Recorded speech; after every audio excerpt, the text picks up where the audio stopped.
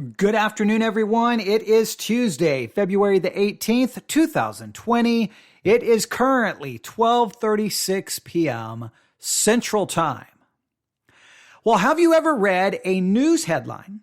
And as soon as you read the news headline, you had a reaction. Before you even read the story, you saw the headline and you're like, wow. You had a reaction maybe in the way you were thinking. You maybe you even had a reaction in your emotion. You got upset, or you started thinking, oh, that is completely messed up. And before you knew it, before you even read the news article, you started speaking what you were thinking. You didn't take the time to look into the matter. You just saw a headline and you reacted. Maybe you reacted vocally. You actually spoke what you were thinking, or maybe you ran to Twitter, Facebook, some other social media platform, and you started typing away and you hit post, you hit send. And the next thing you know, you're throwing out your thoughts based off a headline. And then you find out 15, 20 minutes later that maybe, just maybe, the headline did not give an accurate representation of what actually occurred, or what is actually going on, or what someone actually said, or what actually, is going to happen. Whatever the case may be, it did not give an accurate representation. And so your reaction was based off a headline, not looking into the matter carefully. Now, there is a very important proverb that I want us to consider before we look at this, okay? I want you to look at Proverbs chapter 18, verse 13. Proverbs chapter 18, verse 13, because I think this is a very important proverb here. He that answereth a matter before he heareth it, it is folly and shame unto him. That's Proverbs chapter 18, verse 13. Let me read it again. He that answereth a matter before he heareth it, it is folly and shame unto him. If I read it from the New King James, he who answers a matter before he hears it, it is folly and shame unto him. This is very important that we always, especially for Christians, we have a biblical mandate there that is telling us what to do and what not to do. This is very important from a Christian perspective. Whenever we hear a news report, read a news report, we see anything in the news, before we react, we take a few minutes to look at everything in the story, not just the headline. We hear the whole matter. We may want to check 2 or 3 sources to make sure before we react, we really know what we're talking about.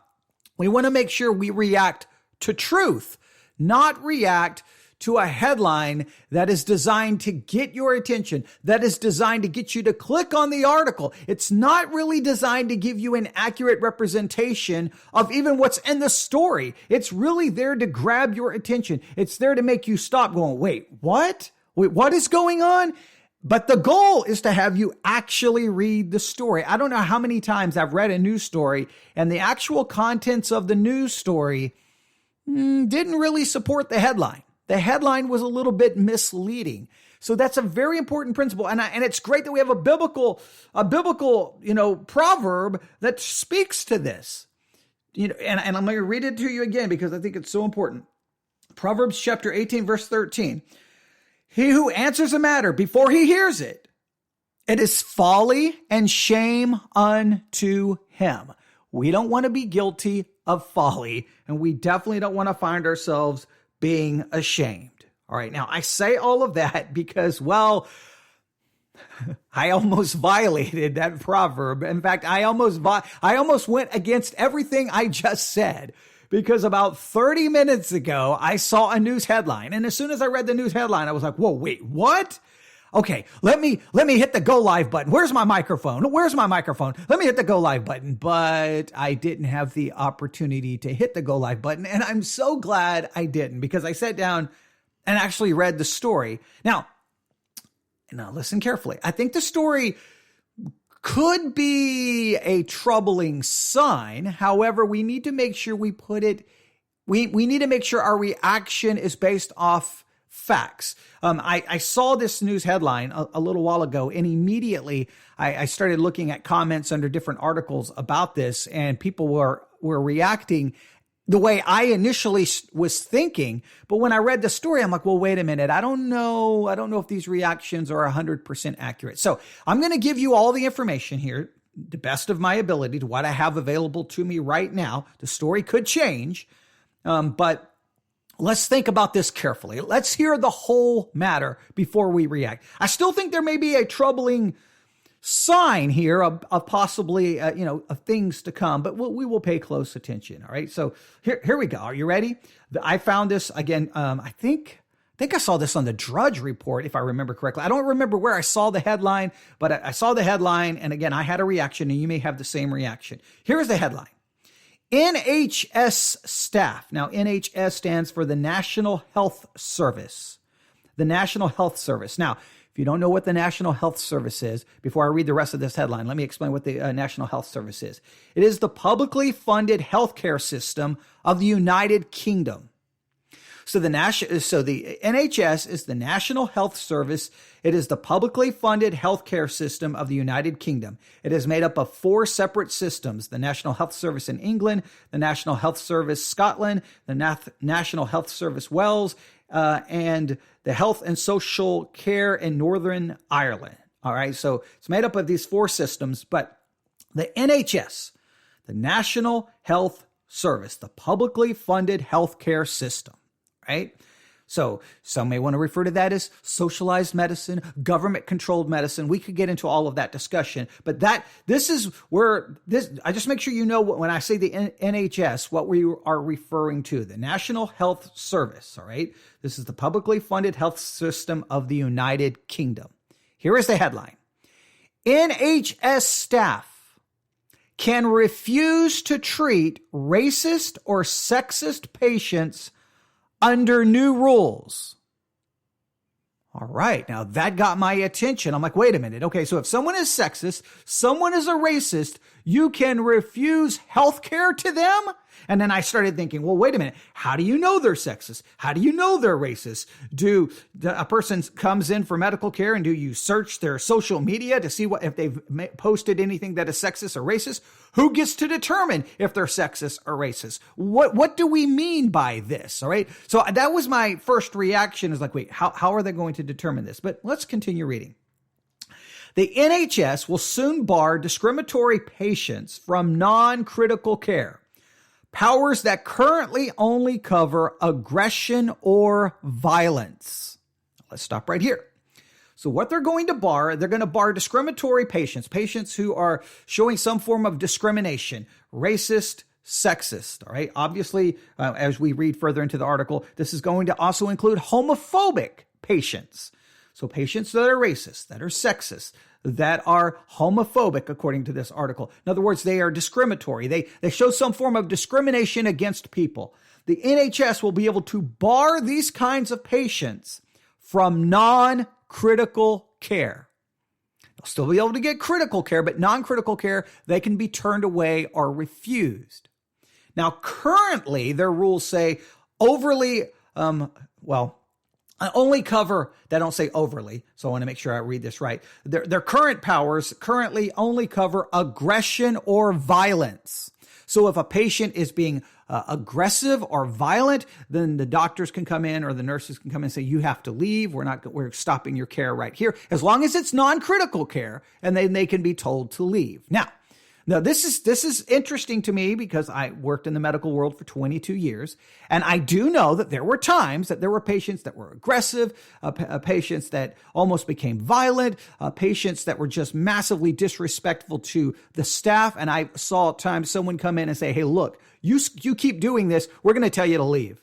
You're not going to get your care, because it was non-critical care. So I've seen this in practice, but this is being now towards racist or sexist patients. All right. Okay, let's continue reading the story. Sexist and racist patients could be barred from non-emergency care at NHS Trust under new rules to be enforced from April. Currently, staff can refuse to treat non-critical patients who are verbally aggressive or physically towards them. but these protections will extend to any harassment, bullying, or discrimination, including homophobic, sexist, or racist remarks.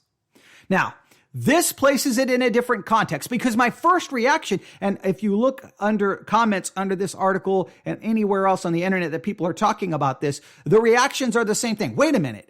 How are they going to be monitoring my social media? Are they going to be monitoring what I'm saying? So now if I do something, on Monday on social media, Tuesday, I can't get health care. Slow down. That's not what this is talking about.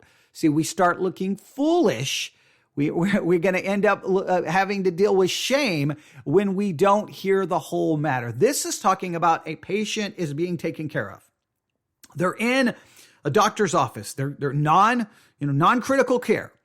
And they begin to say racist things to the staff. They begin to say homophobic, sexist things to the staff. They begin to bully them. Basically, this would be like a verbal assault. They begin bullying them, saying mean and cruel things. They can come in and say, that's it. That's enough. You got to go. You got to go. Now, because it's using that language, racist, sexist, homophobic, because it's using that language, obviously this stopped a lot of people going, wait a minute.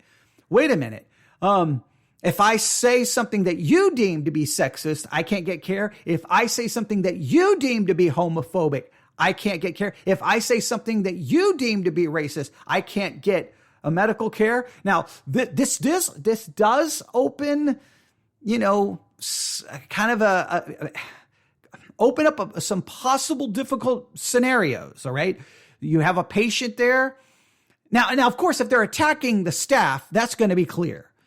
So I think that's what this is going to be limited to. So I don't think you're going to have to worry about they're sitting in the waiting room and they make some comment about homosexuality and then they get back to get to care and they're like, hey, I heard you in the waiting room and you were talking about about homosexuality. You can't get care. I don't think that's how it's going to play out. It does make you a little worried that, wait a minute, now you're going to start refusing care. But it's refusing care because of your attitude, actions, and words towards the staff, towards you're becoming a disruptive force within, the treatment room, within the hallway or wherever you may be. I think that's what it's being limited to. Now, people are obviously going to overreact and go crazy, but I think we need to make sure we have this. I think we have to have this. Place this in the right context. Now they're going to add a little bit more here, and this makes a little bit more sense.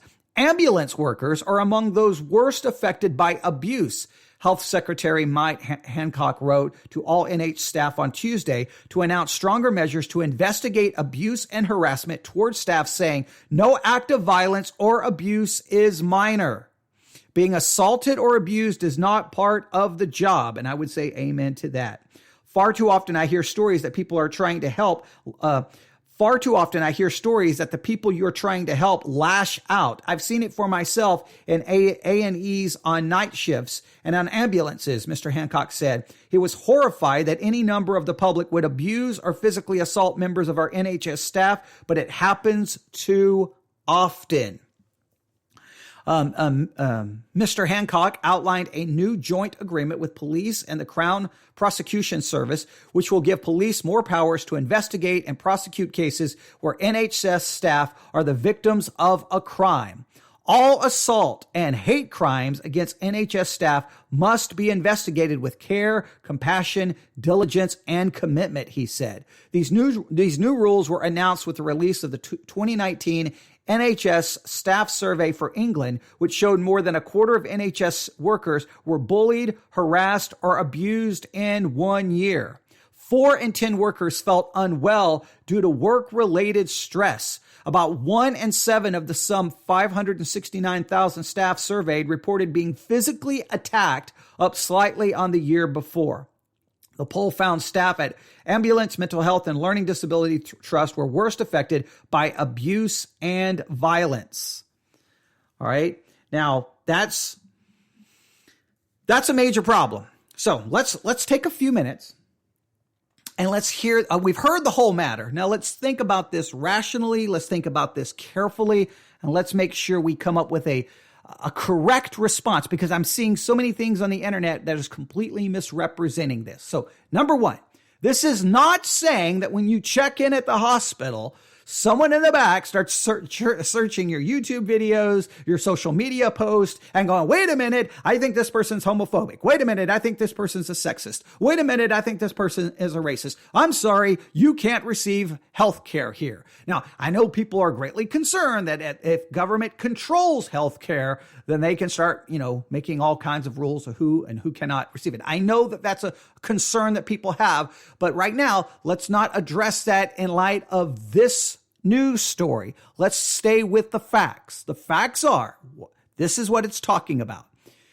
An ambulance driver comes to get you. Now, of course, if that's critical care, it wouldn't apply. But if it's non-critical, because people use ambulances for non-critical care, listen to a police scanner at night, or talk to someone who works, who's an EMT. People use the ambulance for everything: fever, headache, stomach ache. I've heard it and seen it all. But they show up, non-critical care, and the person's like, I don't want you treating me because and they use the N-word. They go after their race, or, I'm not going to have you treat me and they use a derogatory term to describe a homosexual. Or you're a stupid woman. You can't help me. Give me a man. They demonstrate they're being sexist. They're saying negative things. To me, it's not even about the fact that it's racist, sexist, or homophobic. It's about that it's assaulting and bullying the healthcare worker, and someone's got to step in to protect the healthcare worker and say, no, you can't do that. You can't treat the staff that way. You continue that, you've got to leave. That is what it's talking about. Or they show up at the hospital and they get taken to the back. A Muslim doctor coming. I don't want some, stinking Muslim taking care of. No, you can't do that. You can't say things like, you can't treat the staff that way. You're going to have to leave if it's non-critical care.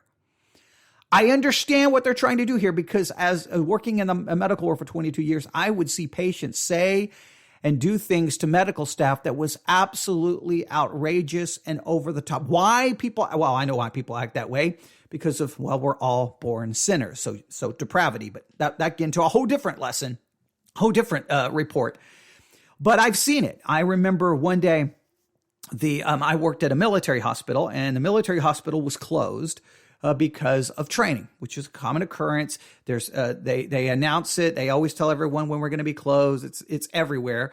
But for some reason, patients would still show up. Now, I always felt bad when they showed up and they needed something, and I would always do my best to try to help them. But this one particular day, this retiree, older gentleman showed up, and he was furious. He went down to the pharmacy. The pharmacy was closed. He contacted the appointment line, which I was in charge of. And I can't remember the name of the female who took the call. But next thing you know, she was literally in tears. She was crying. I mean, he was calling her every name in the book, and he attacked. And I got on the phone with him, and I tried to handle it. And man, it got ugly. He started calling me names. He started threatening me. And it got bad. I can remember a number of cases where things like this happened, and it occurs. Now, I've not necessarily seen it. Well, I think I've definitely seen at least one racist situation, but I've seen a lot of crazy things happen. I don't want to sit there and bore you with all of my stories of the glory days. Bruce Springsteen lyric there, okay? But I don't want to do that. But I do want you to know that this kind of thing happens a lot to and not just to medical personnel. You talk to people who work in a restaurant, talk to people people in all kinds of industries and businesses will deal with customers who attack, who say mean, horrible things, who try to bully people, who try to intimidate. And I'm sure that they say things that are sexist. I'm sure they say things that are racist. I'm sure they say things that are probably would be classified as homophobic. Now, the homophobic label obviously bothers me because as a Christian, I believe homosexuality is a sin, and some classify that as being homophobic. So, but if I'm receiving medical care, I don't care about their sexual life. I don't care. I want the best medical staff that I can to take care of me. But if you're attacking your medical staff because they are gay, well, yeah. Now, okay, you cannot do that. You shouldn't be able to do that. And you should be refused care if it's non-critical. Critical care has to be given to anyone and everyone, no matter who they are, no matter how bad they may be. Non-critical care. Now, I think this does create a problem. What is going to be the medical definition of critical versus non-critical? I know there are some medical ways to define this, but I think it's a slippery slope. Now, again, this deals with patients acting out, speaking out. That's what it's dealing with. So I know that this opens a lot of concern. Well, wait a minute. They could just start refusing care based on, I do understand those concerns, but I think we got to keep this into perspective. I think we got to keep this in perspective. And I know that I said number one, and I was going to go 1, 2, 3, 4, but I forget the numbers. I'm just speaking out loud and talking out loud about a lot of different thoughts in regards to this matter. I do understand that it's a little concerning. Okay, hey, you've said this and you said this. We're not going to treat you. It's, because this is non-critical. And then you don't treat them for whatever it appears to be non-critical. Okay, and then an hour, 2 hours later, those people are being rushed back to the emergency room because what you believe to be non-critical, you stop the care, and so therefore you may have missed something, and now that non-critical situation just turned into a critical situation. Now, can the hospital be sued? Now, in the NHS, publicly funded healthcare, government basically control. Can you sue? I don't know what the rules are. For those who listen to me overseas, you can fill me in with what the rules are there. And obviously in America, doctors would be sued, hospitals would be sued because, again, you're saying it's non-critical. I'll give you an example. My daughter was having all kinds of medical issues. She kept going to the doctor and they were saying, we think it's this. We think you pulled a muscle. We think it's this. Everyone had an excuse. She came back home. The situation got worse. We rushed her back to a different emergency room and they were like, she has a blood clot. We have to admit her immediately. I'll give you an example for me. I went to the emergency room one time. I was having horrible pain. I mean, I woke me up in the middle of the night. I thought, man alive, I'm going to die. I get to the emergency room. I am told I pulled a muscle in my sleep. It's not critical. Go home. Right? I go back home. I'm like, I can't do this. I've never felt pain so bad in my life. I go to a different emergency room. They're like, your gallbladder needs to come out like yesterday. So I had to have surgery to remove the gallbladder. The first emergency room told me it was not critical. I pulled a muscle. So these kinds of things happen. So when you're like, hey, we're going to refuse you because this is non-critical and you're acting out. Now, I know the patients should not be able to act out and they shouldn't act out. To me, it makes no sense. There's two kinds of people you never attack. People who make your food and people who take care of your health. Okay. You don't want to attack people who have control over your food and your health care. It just makes no sense to me. Some people believe by acting out and attacking that they can get what they want. Sometimes people are doing this because they're seeking drugs. I can tell you a crazy story about some drug seekers when I worked in a hospital. Yeah, it was pretty insane. So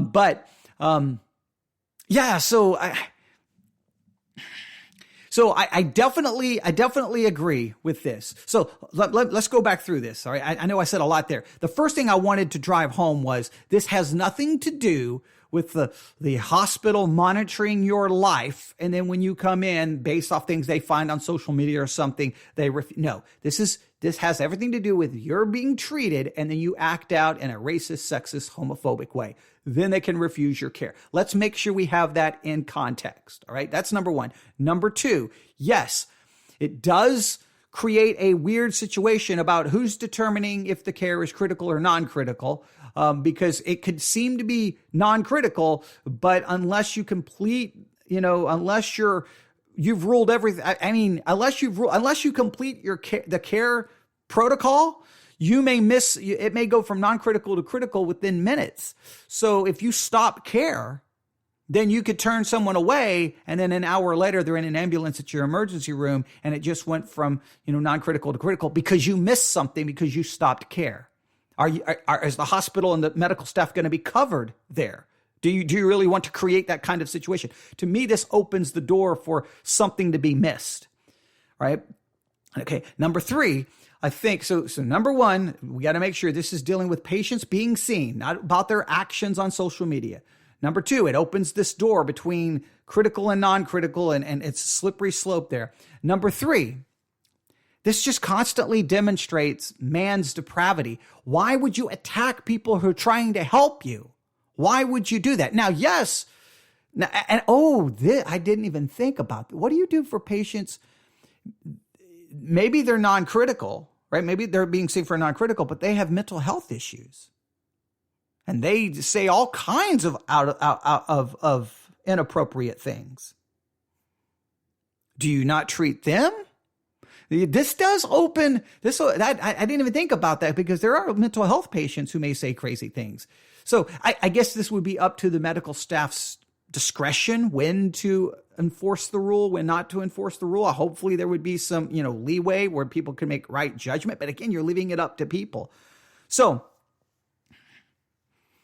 I'll stop there. There's a lot more I could say. But just the main thing, when you hear about this news story, place it in its appropriate context. Understand. All the stories are like, wait, who's going to make this determination? How are they doing this? Wait, they're going to be monitoring my social media. I've seen all these comments. And you're like, that's not what the news story is talking about. It's not saying that. All right, I'll stop right there. I want to say more, but I at least want to get this out there as soon as possible so that this provides a more balanced view of this. And I'm going to grab my Bible here.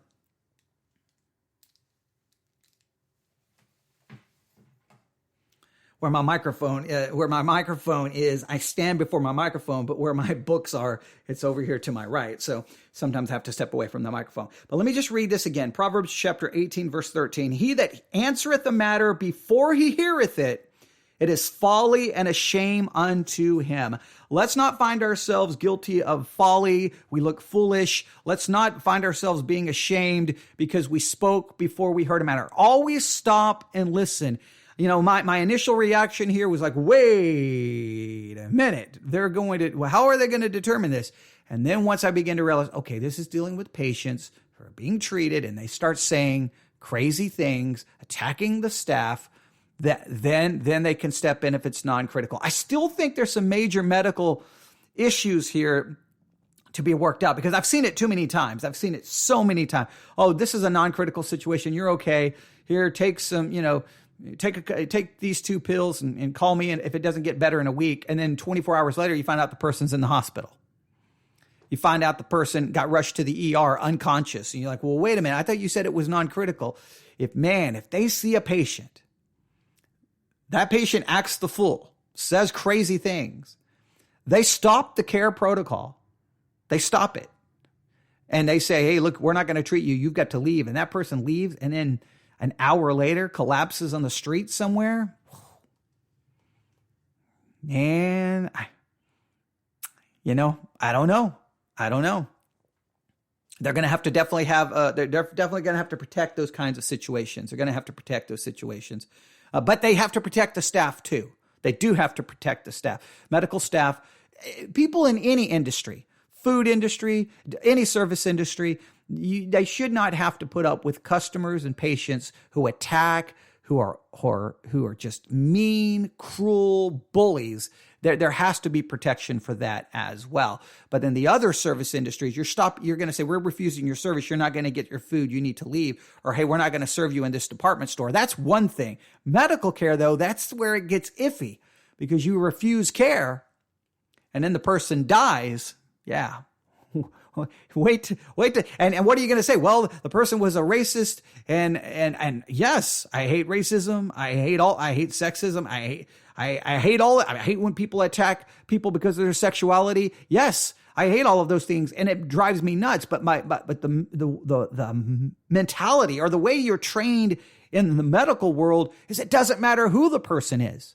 Doesn't matter. Doesn't matter if they're the criminal who just shot 14 people at a local mall and they got wounded, when they come into the medical world, you still treat them. You don't care about what they've done. You don't care about what they're going to do. You don't care about who they are. You see them as a patient and they deserve the best medical care possible. That's always been the medical world's mentality. Treat the patient no matter who they are. You don't see anything about them. You just see their medical need and you give them the most compassionate, best healthcare possible.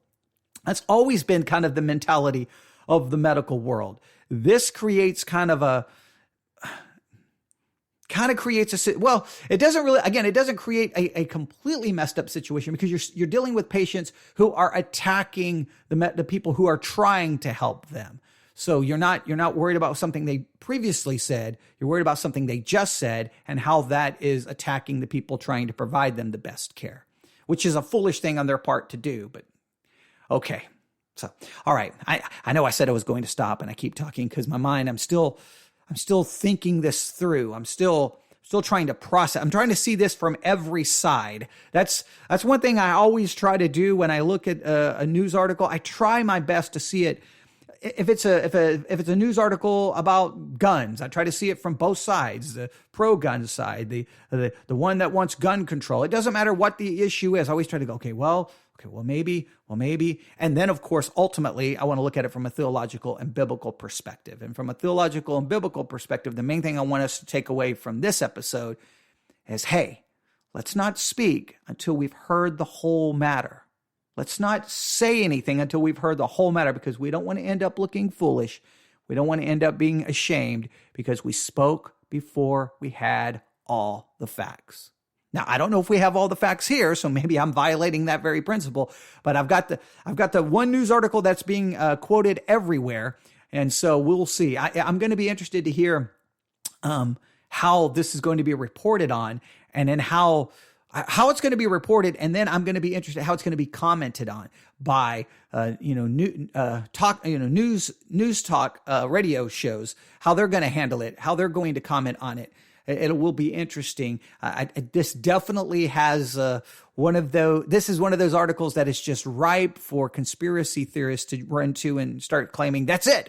If you say homosexuality is wrong, they're not going to give you health care. And I understand that concern, but I don't think that that's what this situation is trying to address at the moment. All right. You can email me your thoughts, your opinions. If you live in the United Kingdom, hey, let me know what goes on in the NHS. Can they be sued? How does that work? Email me at newsif@yahoo.com, newsif@yahoo.com. All right. We'll stop there. I'll try to be back with some more live Theology Central podcast episodes. Hopefully today, we will see. And we got some big news that hopefully tomorrow morning, I think at 10 a.m., something very significant is going to happen that will change the way we do Theology Central podcast. And it's going to allow us to possibly live stream all of our church services as well. So we'll be talking about that soon. All right. All right, everyone have a great day. Remember, hear the whole matter before you speak. God bless.